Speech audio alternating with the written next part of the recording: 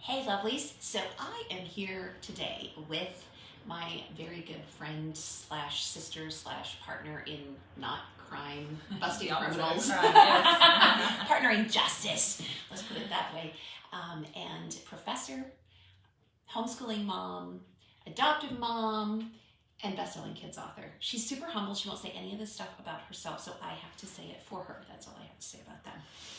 But this is my friend Nicole, and Nicole and I have worked together for a number of years. What I want to talk to you about right now is kind of interviewing Nicole a little bit because she has a very special gift. Another thing she won't brag about herself on, but I can. Oh dear. Nicole, we have many gifts and talents and many particular sets of skills. Well, which one? We're going to stick with the ones that are safe to discuss in public. Eating high-calorie foods and surge stress. And we were just joking before we got started about, I was telling her, like, I need to do something about the 30 pounds I've gained this year. Yes, And it's been a year. Like, I don't know why I'm gaining weight too. I'm doing everything right. All the right things. Except exercising and eating right. Just all the other right things. What are But the now right things? now that I got my book written, Mm-hmm. I hopefully won't be stress eating, right? Right, because you have no other stresses in your life other than the book that came out today. And my 4 teenagers, but those aren't stressful at all. They're No, just they are pure just delights. delights. Yes, absolutely. Yes, they are absolutely pure delights. So they are. They Just are. like mine are pure delights. I love Delightful them. animals. So, one of the gifts that Nicole has is taking really, really heavy themes and weaving them into story in ways that are captivating as a story, just a good story on its own, and deal with really huge topics. I know there are so many of you who are trauma mamas or trauma dads perhaps, and you are constantly wondering, how do I talk to my kids about trauma, anger, forgiveness, courage, fear, guilt, shame, all of these things. How do I help my kids know that God actually still loves them even when stuff goes really, really sideways? Well, so Nicole has written the Tales of the Exodus series. Can you hold these up for Sure. us? I have 5 of them here. Actually, Number 6 yes, number just 6 came out just today. Came out. I don't even have a copy of it yet. But I'm going to it drop a will link come soon. underneath to number 6, just in case anybody wants to go looking for it. But yeah, can you tell us a little bit about what inspired you to write the Tales of the Exodus series? Well, truthfully, I went through a lot of trauma myself as a kid, and I really grappled with the character of God. Like, why does a God of love allow suffering? And I just didn't feel like I could trust him. And then as I started learning more about the love of God and seeing his love reflected in people who just loved Jesus and loved me, I came to faith in him. I gave my heart to him when I was 17. And then over time, as I studied the Bible in proper context, I started really understanding why God allows suffering and how he's going to resolve it in the end. So I went through a process of being able to forgive and heal and find freedom and joy in Christ, and I wanted to share that with others, but I didn't have the confidence that people would actually read anything written by me, so I wrote an assignment for my class on the sanctuary in seminary and ended up making that into a book for children. Initially, I was writing a story for my own children, and then when we were adopting our daughter, who was 16 when we adopted her 3 years ago, as a fundraiser, I decided to publish the story that I'd written for my kids, and then it became an overnight bestseller on Amazon, and It was amazing. Yeah, it was miraculous, truly. Pretty cool roller coaster ride there. You know, I was thinking, well, I'm just self-publishing a book, you know, a couple dozen friends will buy it maybe, you know.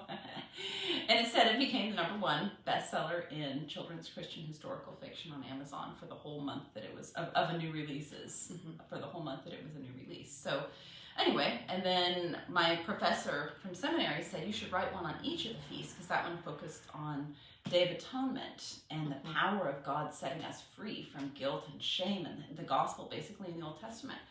So I thought, well, I could write one more. And now we're about, it's a It's a seven. Now book it's a series, 7-book right? series Yeah. in which I cover the basics of emotional healing. I have a master's in biblical counseling, and that was the basis for me of understanding so much more about the character of God and how it applies to the process of emotional healing. So that's actually the theme of my books. How can we know that God is love in the midst of suffering, and how does he resolve that suffering and bring triumph to everyone who trusts him? So I can share a little bit about each one of the books. Some people Sure, might not why feel like not? they can afford Also, a if series. you're watching right now and you have any questions or you'd like to ask Nicole something, definitely drop a question. I've got my laptop here so I can kind of monitor the questions underneath if you're interested. But yeah, so I know you started with the end book. Yes. You went back and you started writing all of the others. But tell us a little bit about, you have one more to write, correct? Yes, one more to So write. one more in the hopper. Then You I'll have 7 books. 6 out of in 7 the now. set. Right. So tell us a little bit about where the story starts. Like if someone's going to get the set and they're going to read 1 through 7, where does the story start? Yes. Well, this is the story of the Exodus through the eyes of the children of Joshua and Caleb. I wanted children to be able to understand why God allows suffering. So I thought, well, a story of abuse and trauma and slavery and how God gradually sets them free through a process that only makes sense when they come to the other side of it would just be a great way to do that. The Sanctuary Light, I actually only have the old cover on this one, but the new cover matches these other ones. But Sanctuary Light was the one that I wrote first, which is the gospel presentation. It can stand by itself if you can only get one book. Sanctuary Light tells the story of the children of Joshua as they're experiencing. And that's book number 7, actually. That's book number 7. So if you can only That's get what I one, wrote first. that's probably the place to start. Right, and that would give you a sample of what the other books are like. Then I went back to write more about trauma in the other books. So I started with Faith Roots. This is the one that tells the story of what happened when Moses first came back to Egypt and said, God is going to set you free. Everybody gets excited. And we know from scripture that then Pharaoh cracks down and takes away their straw. They have to scatter through Egypt to gather straw and dry grass and anything they can, and then their leaders get beaten. So I think it's plausible that Joshua and Caleb were already leaders. So I have their fathers actually going through some of this trauma and the children processing, why is God allowing this to happen? He said he's going to set us free, and then the opposite. So, I mean, if you think about it, and honestly, until I started reading these books and I looked at the context where you were placing this story inside this narrative, I had never thought about the children of Israel as a trauma tribe. I mean, but when you think about it, living with forced labor, starvation, infanticide, all the murder of babies, complete terror all and the controlled. time. They are completely Absolutely controlled by a controlled. narcissistic ruler. Exactly. Coercion. So they're living with physical deprivation. They're living with emotional starvation. They're living in terror and psychological control and coercion. Yes, they're taught that they're worth nothing. They are things, not people. Exactly. They are statistics, and then to have this hope, and then it seems like it's dashed. And then there's hope, and then it seems like it's dashed. This is such a parallel of the domestic violence experience. Yes. Of the sexual abuse survivor experience. Yes. Of the trauma recovery and the post-trauma growth journey, and the way that you've taken it and put it through the eyes of 7 to 12-year-old children in the story. I mean, have you ever sat and thought about, well, what did the little kids feel when they were looking at the Red Sea parting? Yeah. What did the little kids feel when they were, I don't know, when they were painting the blood over the doorposts, and then they woke up to the whole country wailing because of thousands and thousands of firstborn sons dying? What about, like, I had never thought about the progression of the plagues before. I mean, I've learned all the facts of it, the data historically, but I'd never thought about what would the country of Egypt have looked like after hail, frogs, blood, storms, locusts. Like, it would have been battered and Everything stripped is bare. completely destroyed, and then they lose their sons. And what are the Egyptians going through? How are they processing Exactly. the character of God? How does the abuser find healing and potential for change too? So these books, I want to Such a foil for everything entire journey. about how God saves people Yeah. in the midst of trauma or through trauma, whatever it is that he's doing, he's always only ever working for our good. So that's the theme of every one of these books. The first one, I focus on how to have faith. Let's move that a little closer Yeah, to the we camera. can see it better. There we go. Yes. I have it on that beautiful little blurry background thing. Yes. So yeah, talk about this. So Faith Roots talks about how to trust a God of love when he keeps allowing suffering to happen. And then the second book, Humble Stones, gives more of a picture of the character of God. Like, how does God empty himself, taking the form of a servant? How does God use power, in other words? In ways that are not toxic Yes. and dangerous. How God always only ever uses power to lift others up in loving ways, never to crush anyone down. Right. Then Wings of Love gets more into exactly what abuse and trauma survivors need most. Sorry, There we go. Yes, there we go. Which is to understand how God balances justice and mercy in his loving kindness. That his loving kindness is the perfect blend of justice and mercy together. Wow. And then Joseph's Bones finishes off, how does God deal with abusers? How do we forgive and find freedom ourselves even while we're still in the midst of dealing with the trauma? And it ends on Passover night. So this one is forgiveness and reconciliation, and then the one that just started, and then he gives justice to those who refuse to accept or comply with the conditions of mercy. Right. So yes, 6 books that basically that goes Faith Roots. Yes, Faith Roots Humble is Stones. before the plagues start. Humble Stones covers the first 3 plagues. Wings of Love, the next 4 plagues. And Joseph's Bones, the last 3 plagues, ending on Passover night. Then Desert Glory is the Exodus. The Exodus, Life in the Wilderness, Red Sea Crossing, Manna, Water from the Rock, Battle with the Amalekites. Some good stuff. And then the next book will cover Sinai. Ah, okay. And then there's Sanctuary Light. What's it then? And then there's Sanctuary Light, a gospel presentation to say this is how God did everything within his power to show his love to these people so that they could show his love to the rest of the world. Not so that they could be exalted above everybody else and crush everybody else down, but so they could use their power to minister to others. Wow. Well, first of all, I want to thank you for writing the books. I know my kids have thoroughly enjoyed them. My 10-year-old daughter was just pre-reading Desert Glory so that she could write an endorsement from a kid's point of view. And tell me anything I needed to change. Yes, all of that. And I love how you give your books to kids to beta read each manuscript to see if the illustrations make sense, to see if the story flows well, to see if it captures their attention, to see if there's anything that's confusing to them as kids. I think it's fantastic.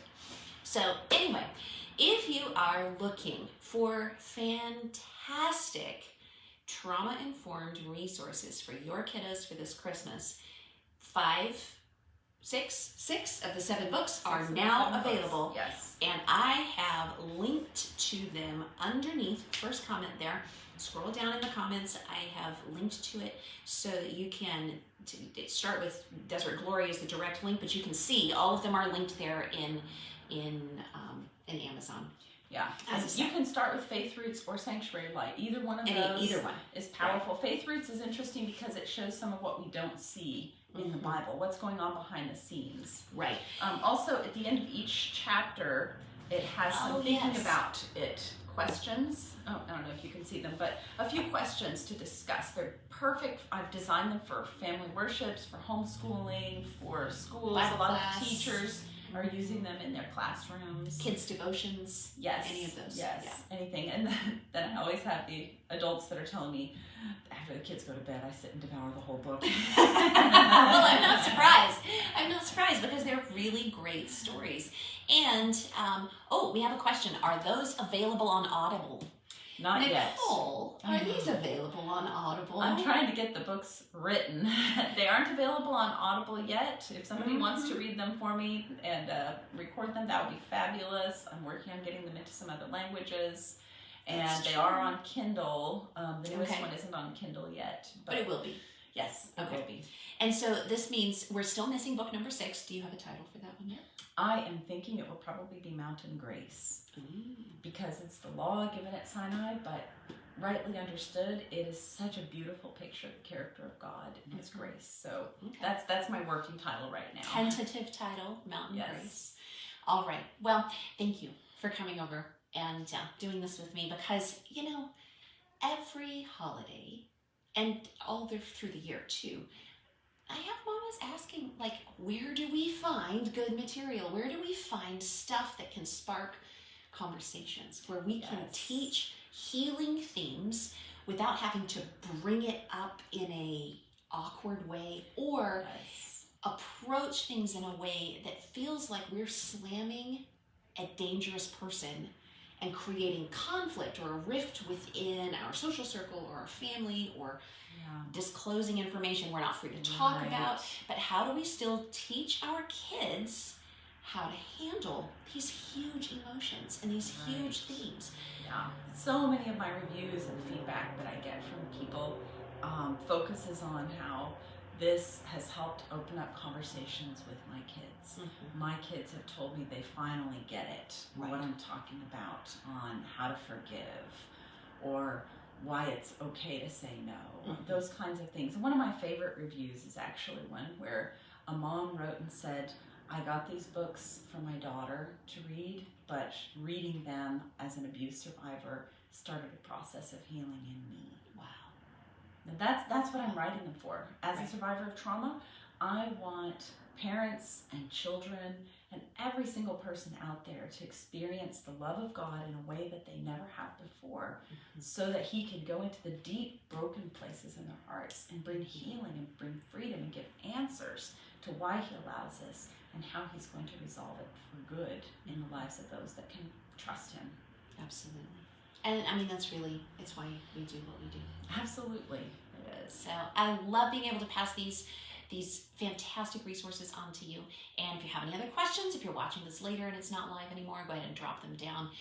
You can go to the Tales of the Exodus Kids book page. I've linked that in the caption. You can definitely go like and follow their page. Then you'll get updates when the 6th book comes out, and any other sales or fun announcements or whatever your next project is, or Audible versions or whatever. Yes, they can all be absolutely. There. So anyway, thank you for hanging out with us. Drop your questions underneath. And Nicole, thanks for coming in. Thank you. Merry Christmas. You guys have a great day.